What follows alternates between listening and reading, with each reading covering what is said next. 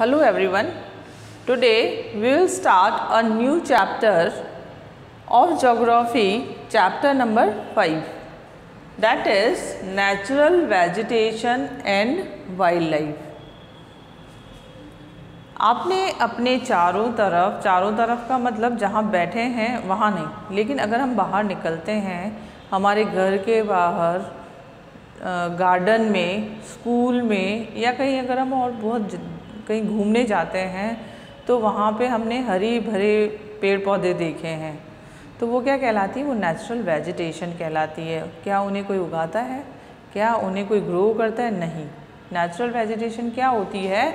जो अपने आप ही रिलीफ, क्लाइमेट, लैंड और सॉइल, इन सब के सपोर्ट से वो अपने आप ही ग्रो हो जाती है। उसमें ह्यूमन का पार्टिसिपेशन नहीं होता है, वो क्या होती है? वो अपने आप ही ग्रो हो जाती हैं।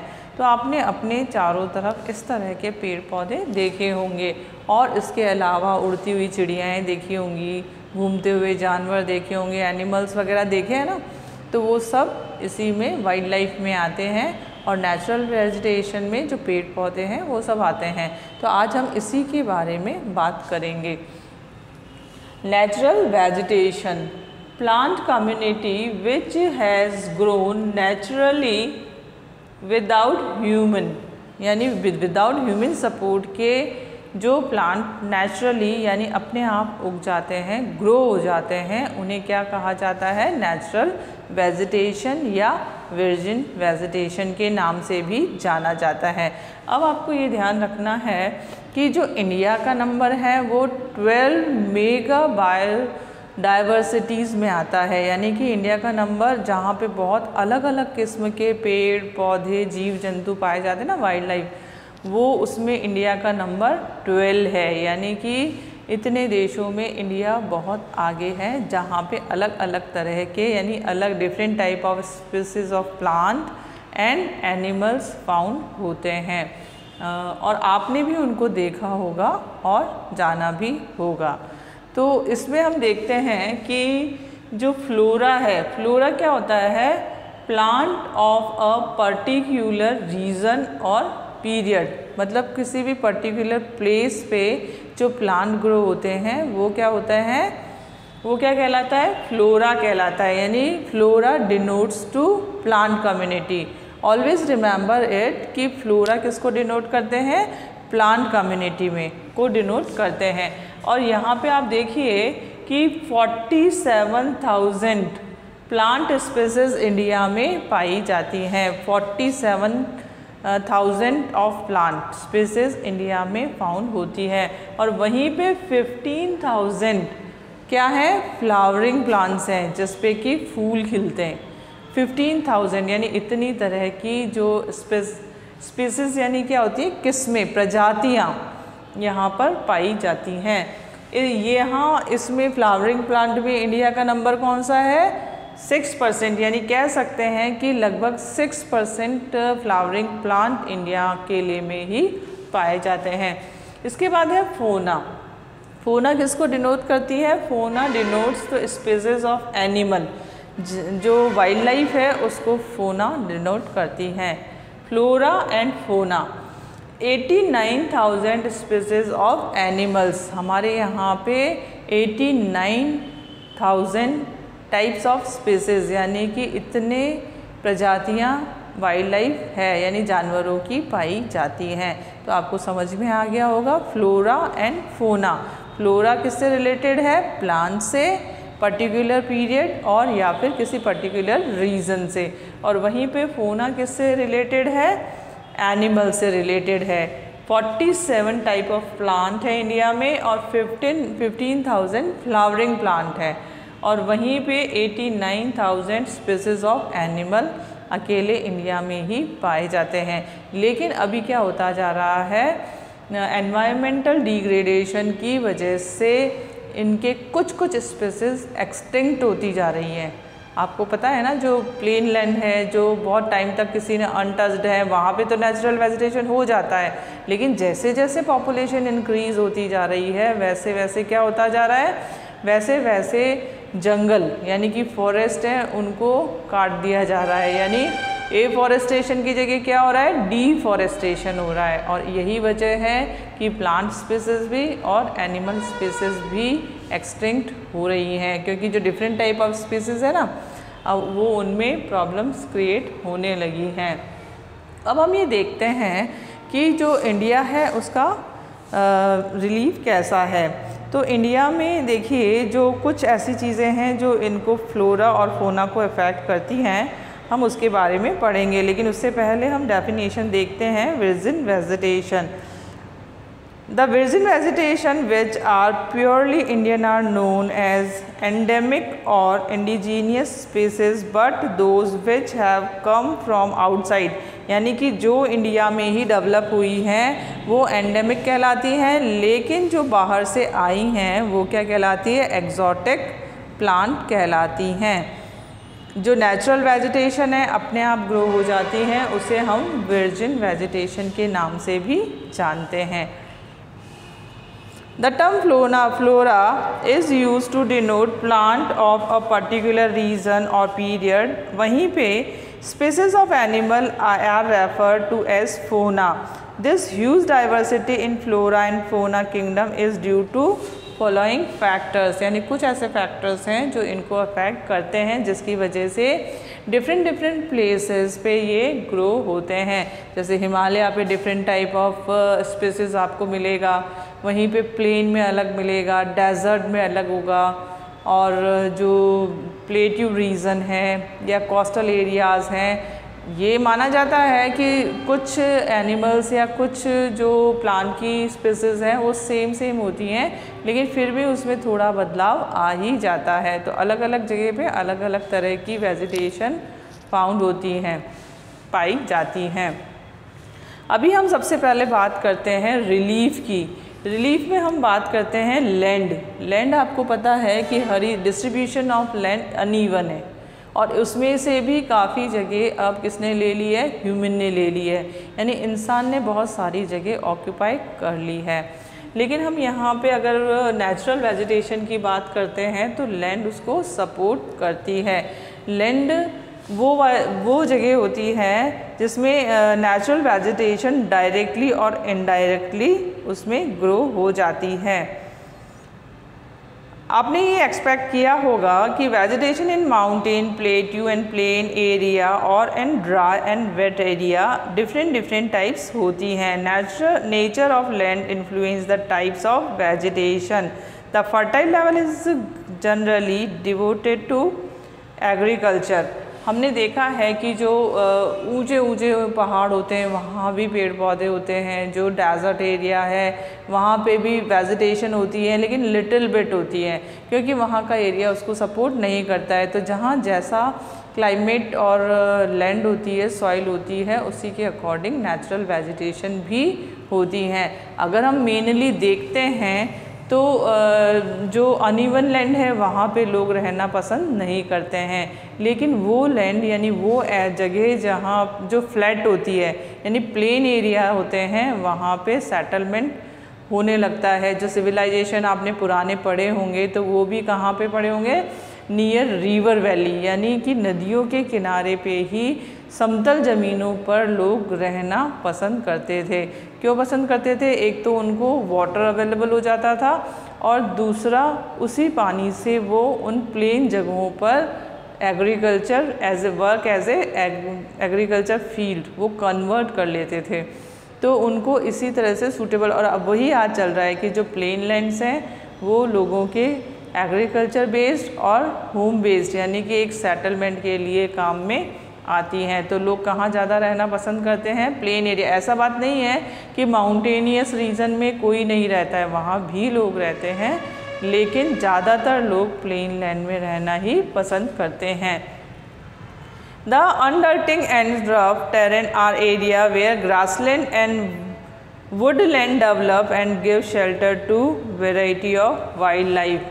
तो ह्यूमन बीइंग के अलावा जो वाइल्ड लाइफ है वो कहाँ सेटल होती है, उन अनटच्ड एरिया को जहाँ पे ह्यूमन लाइफ सेटल्ड नहीं है, ऐसी जगहों पर जहाँ नेचुरल वेजिटेशन ग्रो करती है और वो बड़े और ऊंचे पेड़ पौधे और जो अंडर रूट्स होती हैं, अंडर ग्रोथ होती है ना, नीचे भी उग जाते हैं, वो सब वाइल्ड लाइफ को सपोर्ट करती है। उन जंगलों में फिर तरह तरह के जानवर यानी कि वाइल्ड लाइफ पाई जाती हैं और वो ही उनका शेल्टर होता है। जैसे हमारा घर हमारा शेल्टर होता है, वैसे ही वो जंगल, वो नेचुरल वेजिटेशन वाले प्लेसेस उनके शेल्टर का काम करती हैं।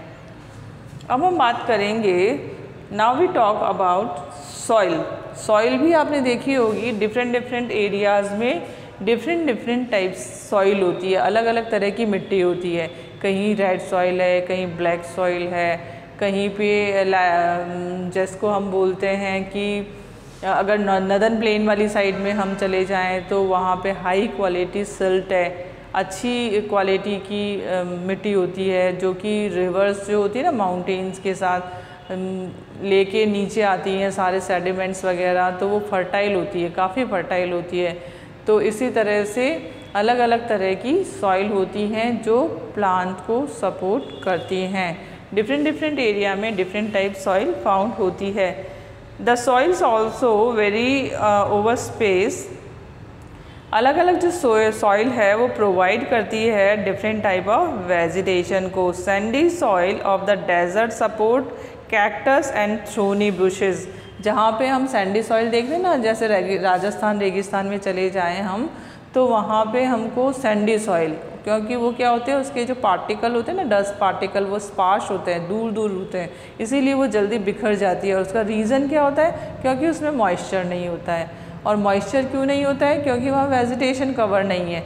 लेकिन फिर भी कुछ प्लांट्स ऐसे हैं जो वहाँ पे ग्रो करते हैं, तो वो होते हैं बुशेस होते हैं, लेकिन उनकी ग्रोथ नहीं होती है, वो हाइट नहीं लेते हैं, ऊंचे नहीं होते हैं। तो डेजर्ट एरिया में जिस तरह से बुशेस वगैरह ग्रो होती हैं, उसी तरह से while wet marshy and deltaic soil support mangroves and deltaic vegetation. The hill slopes with some depth of soil have conical trees. तो इस तरह से जहाँ जहाँ हम अलग अलग जगह, जैसे माउंटेन है, हाई माउंटेन्स हैं, वहाँ पे अल्पाइन वेजिटेशन होती है जो कि कॉनिकल इन शेप होती है, कोन होता है ना, उस तरह से होती हैं।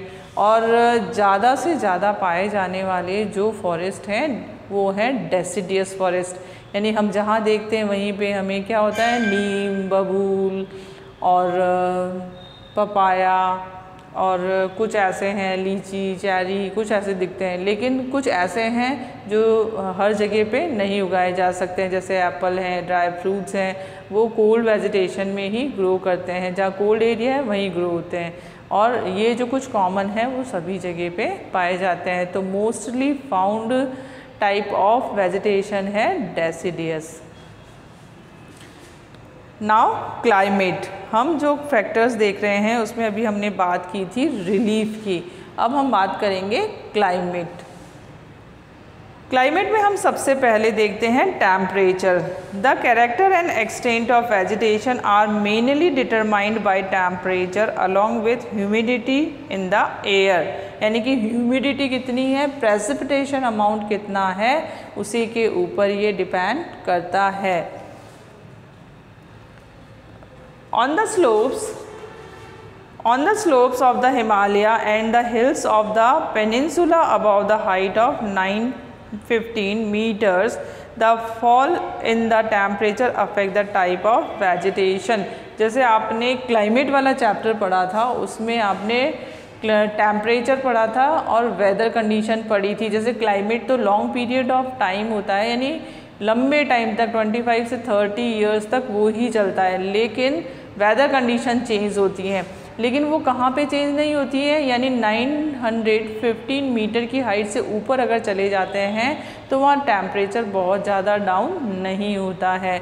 जो हिमालय माउंटेन है, उत्तराखंड है और उसके जो आसपास के एरियाज़ हैं, वहाँ पे टेम्परेचर बहुत ज़्यादा डाउन नहीं होता है, जैसा कि नदर्न प्लेन्स और राजस्थान में हो जाता है। वहीं पे जो कोस्टल स्ट्रिप्स हैं वहाँ का टेम्परेचर डाउन नहीं होता है। तो जहाँ पे टेम्परेचर डाउन नहीं है वहाँ की वेजिटेशन डिफरेंट होती है। अब जैसे कोकोनट ट्री है। कोकोनट ट्री को अगर हम अपने राजस्थान में या फिर अगर चाहते हैं कि नदर्न प्लेन में कहीं पे भी अगर उनको बनाना चाहें, रेडी करना चाहें, ग्रो करना चाहें, तो वो उसको सपोर्ट नहीं करते हैं, और अगर ग्रो भी हो जाते हैं तो उनके जो फ्रूट्स होते हैं वो इस तरह से उतने अच्छे नहीं होते हैं जितने कि उन एरियाज़ के होते हैं। Affect the types of vegetation and its growth and change it from tropical to subtropical temperature and alpine vegetation। जैसे जैसे हाइट इंक्रीज होती जाती है वैसे वैसे जो टाइप ऑफ वेजिटेशन है वो भी चेंज होती जाती है। हाइट पे कौन सी वेजिटेशन अवेलेबल होती है? Alpine vegetation. तो अभी हम एरियाज़ जो पढ़ेंगे, देखिए इसमें आपके 5.1 में temperature characteristics of vegetation zone, tropical, sub tropical, temperate zone and alpine zone इसमें दे रखा है जो ग्रो करती हैं। अबाउट 24 डिग्री सेल्सियस पे ट्रॉपिकल एरिया माना जाता है, सब ट्रॉपिकल 17 डिग्री सेल्सियस से 24, temperate zone 7 degree Celsius to 17 degree और एल्पाइन बिलो 7 डिग्री सेल्सियस माना जाता है। तो ये माना गया है कि जो ट्रॉपिकल में ये नो फॉरेस्ट जोन होता है, subtropical forest is rare, temperate में फॉरेस्ट सम स्नो और एल्पाइन में स्नो, यानी एल्पाइन वेजिटेशन जहाँ होती है वहाँ पे बर्फ़ ही बर्फ़ होती है क्योंकि वो बहुत ज़्यादा हाइट पे होती है, उसका एल्टीट्यूड बहुत ज़्यादा होता है। अब हम देखते हैं फोटो पीरियड। फोटो पीरियड का मतलब क्या होता है? सनलाइट से होता है, जिससे कि प्लांट ग्रोथ करते हैं। अगर सनलाइट प्रॉपर नहीं होती है तो उनकी ग्रोथ भी इतनी अच्छी नहीं हो पाती है। The variation of duration of sunlight at different places is due to differences in latitude, altitude, season and duration of the day. Due to longer duration of sunlight, trees grow faster in summer. जैसे summer season में क्या होता है? Sunshine होता है ना, apparent movement of the सन, एकदम सामने होने की वजह से पूरा प्रकाश यानी कि जो सन की रेज़ होती हैं वो उस टाइम पे इंडिया उस जोन में होता है। तो इसी वजह से समर में प्लांट बहुत अच्छे से ग्रो करते हैं क्योंकि उनको ह्यूमिडिटी प्लस जो सनशाइन है, सन रेज हैं, सन लाइट है वो प्रॉपर मिलती हैं। तो अगर सनलाइट नहीं है प्रॉपरली तो फिर वहाँ पे प्लांट ग्रोथ भी कम होती है। Precipitation in India, almost the entire rainfall is brought in by the advancing southwest monsoon June to September and retreating northeast monsoon areas of heavy rainfall have more dense vegetation as compared to other area of less rainfall। तो precipitation amount कहाँ पे ज़्यादा होता है? जहाँ large water bodies होती हैं, यानी बड़ी बड़ी नदियाँ होती हैं या जो ओशनिक एरियाज़ होते हैं वहाँ पे प्रेसिपिटेशन अमाउंट ऑलरेडी अपने आप ही एक एरिया, एक जोन डेवलप होने लग जाता है जो जिसे हम ट्रफ बोलते हैं। तो वो फिर बाद में जब मॉनसून आता है, मॉनसूनल विंड आती हैं तो वो उसी के साथ साथ उन हवाओं के साथ इधर से उधर शिफ्ट होता रहता है। और वो टाइम कौन सा होता है? जून टू सितंबर का टाइम होता है, जबकि सबसे ज़्यादा प्रेसिपिटेशन अमाउंट होता है। और मोर और लेस, कहीं पे कम और कहीं पे ज़्यादा, लेकिन वो डिपेंड करता है कि वो एरिया कौन सा है। जैसे मैंने आपको पहले चैप्टर में बताया था कि जो हाई माउंटेन्स हैं यहाँ, या फिर वो रीजन जहाँ फॉरेस्ट कवर, वेजिटेशन कवर ज़्यादा है, उन एरियाज़ में इस तरह से प्रेसिपिटेशन अमाउंट ज़्यादा होने की वजह से एक क्लाइमेटिक जो वेदर कंडीशन है वो चेंज हो जाती है, वहाँ बारिश ज़्यादा होती है। और वो ड्राई एरिया जो रेगिस्तान वाला है, हॉट या कोल्ड डेजर्ट का है, वहाँ पे बारिश कम होती है। तो ये डिपेंड करता है प्रेसिपिटेशन अमाउंट से। अभी आपने हमेशा देखा और सोचा होगा कि जो ह्यूमन लाइफ है वो कैसे सेटल होती है। Forest are renewable resource and play a major role in enhancing the quality of environment. They modify local climate, control soil erosion, regulate stream flow, support a variety of industries, provide livelihood for many communities and offer panoramic और scenic view of recreation। यानी कि आपने जो इतनी सारी चीज़ें भी मैंने आपको बताई, इन सब के लिए वो सपोर्ट करते हैं लोगों को रहने के लिए। सॉइल इरोज़न, जैसे मिट्टी का कटाव जिसको बोलते हैं, उनकी जो रूट्स होती हैं वो नेचुरल वेजिटेशन होने की वजह से उसको सपोर्ट करती हैं। इसके अलावा जो स्ट्रीम्स होते हैं वाटर होल्ड करती हैं। बहुत सारी ऐसी चीज़ें हैं जिसको ये प्लांट ग्रोथ सपोर्ट करती हैं। तो हमें क्या करना है, हमें इन्हें डिस्ट्रॉय नहीं करना है, हमें इन्हें बचाना है। India's natural vegetation has undergone many changes due to several factors such as the growing demand of cultivation land। अब ये फॉरेस्ट कवर, वैसे इंडिया में काफ़ी फॉरेस्ट कवर था, लेकिन अब ये धीरे धीरे क्या होता जा रहा है, चेंज होता जा रहा है। और उसका सबसे बड़ा कारण क्या है, पॉपुलेशन जैसे जैसे इंक्रीज़ होती जा रही है वैसे वैसे फ्लैट और प्लेन लैंड की डिमांड बढ़ती जा रही है और एग्रीकल्चर लैंड की डिमांड भी बढ़ती जा रही है। तो उसको कन्वर्ट करने के लिए क्या किया जाता है, जो फॉरेस्ट कवर है उसको क्लीन या क्लियर कर दिया जाता है ताकि लोगों के रहने के लिए पर्याप्त यानी सफिशिएंट जो लैंड है वो उनको मिल जाए और एग्रीकल्चर लैंड भी उन्हें प्रोवाइड हो जाए।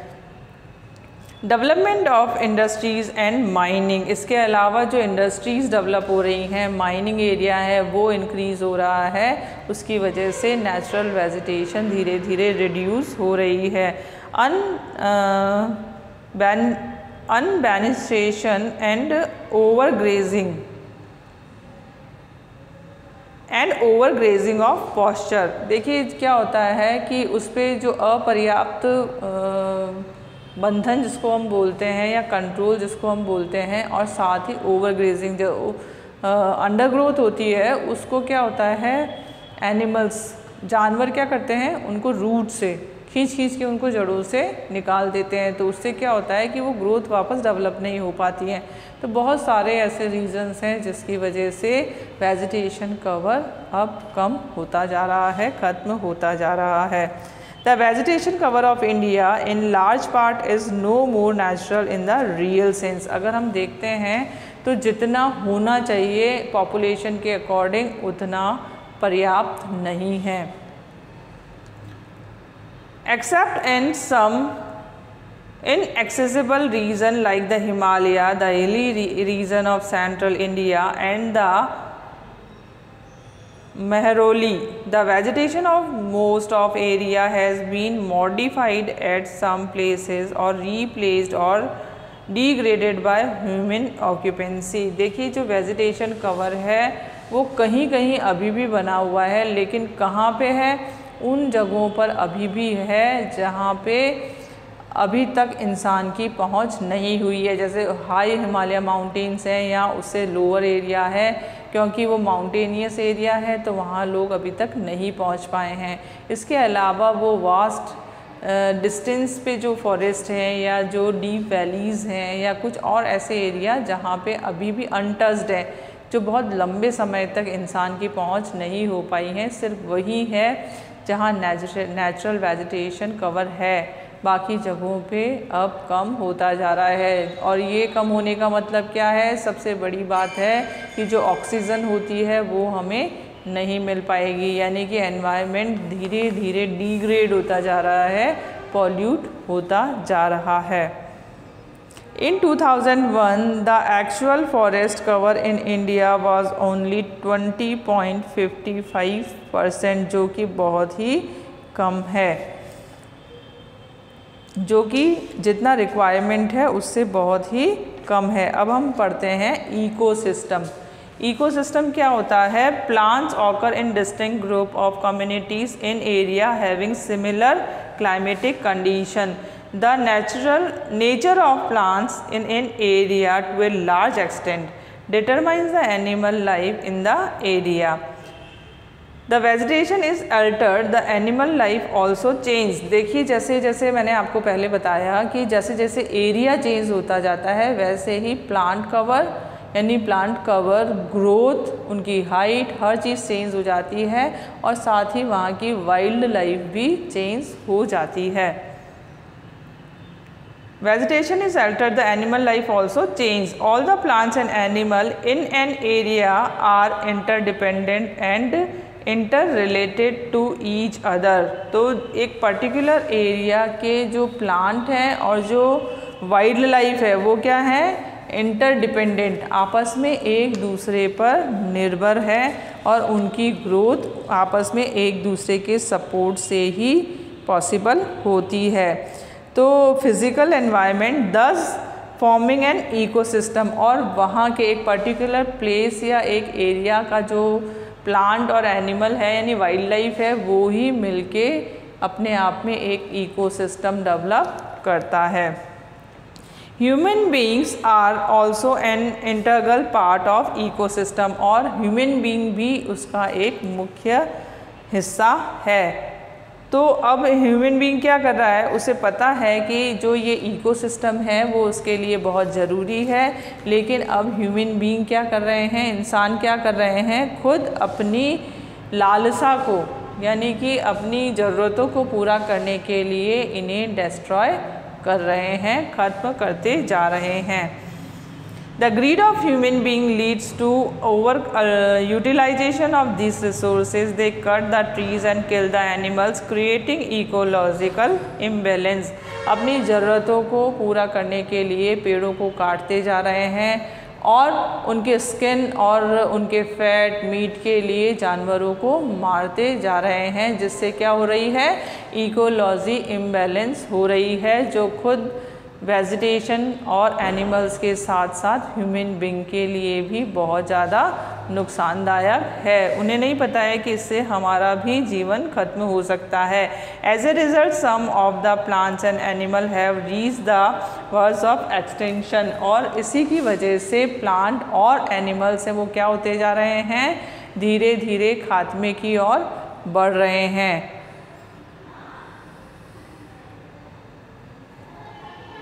The biomes are identified of the basis of plants. Biome क्या होते हैं, पहचान होती है उनके प्लांट्स और नेचुरल वेजिटेशन के बेसिस पे। तो अब हम नेक्स्ट वीडियो में ये पढ़ेंगे कि जो नेचुरल वेजिटेशन है वो कितनी तरह की हैं और कहाँ कहाँ पाई जाती हैं।